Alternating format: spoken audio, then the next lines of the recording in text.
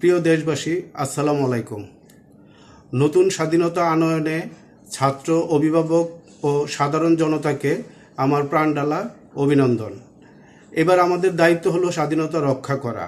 স্বাধীনতা রক্ষার্থে আমাদের করণীয় বিষয়গুলির প্রতি গভীরভাবে নজর রাখতে হবে। বর্তমান পরিস্থিতি সামাল দেওয়ার জন্য অভিভাবকদের দায়িত্ব গ্রহণ করতে হবে, কারণ ছাত্ররা তাদের সহপাঠীদের হারানোর ব্যথা ভুলতে পারবে না। ফলে তারা ধ্বংসাত্মক পদক্ষেপ নিতে পারে। আইন এবং আইন রক্ষাকারী বাহিনীদের প্রতি তাদের বিশ্বাস নষ্ট হয়ে গেছে। ফলে আপনারা আপনাদের সন্তানদের ঘরে ফিরিয়ে নেন এবং তাদেরকে সহায়তা করুন। নতুন অন্তর্বর্তীকালীন সরকারকে সকল প্রকার সহযোগিতা করার আশ্বাস প্রদান করা সহ দায়িত্ব পালনে নিজেকে অদিষ্ট করুন। নতুন সরকার যদি ভুল পদক্ষেপ নেয় তাহলে আবার রাজপথে নামা হবে। এবার আসি আমাদের স্বাধীনতা রক্ষার্থে করণীয় বিষয়গুলোর মধ্যে। আইনের প্রতি প্রথমেই শ্রদ্ধাশীল হতে হবে। যদি দেশের আইন করাপ্টেড হয় তাহলে আপনার মনের কথা শুনবেন, আশা করি সঠিক সিদ্ধান্ত নিতে পারবেন। বৈষম্য পরিহার করতে হবে, যেমন স্বাধীনতার পক্ষের বা বিপক্ষের কোনো গ্রুপ তৈরি করা যাবে না, এটা হতে বিরত থাকতে হবে।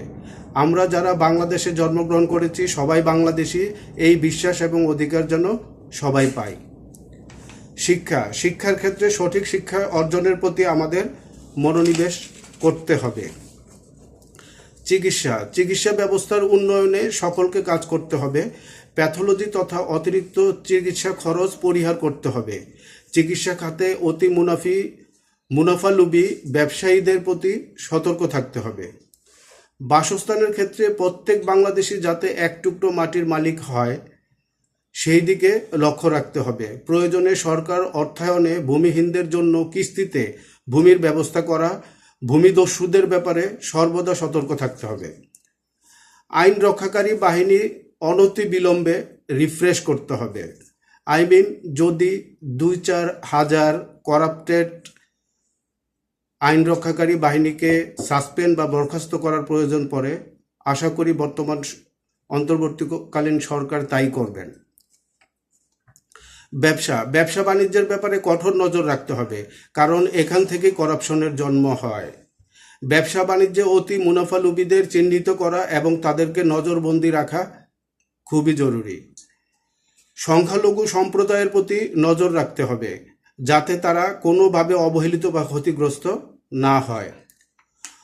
ভোটাধিকার প্রয়োগে যাতে কোনো প্রকার বৈষম্যের সৃষ্টি না হয় সেদিকেও লক্ষ্য রাখতে হবে।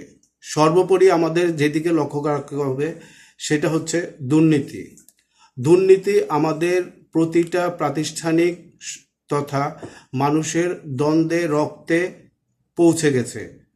এই দুর্নীতিকে দূর করতে হলে আমাদের নিজেদেরকেই সবার আগে ঘষা মাজা করতে হবে।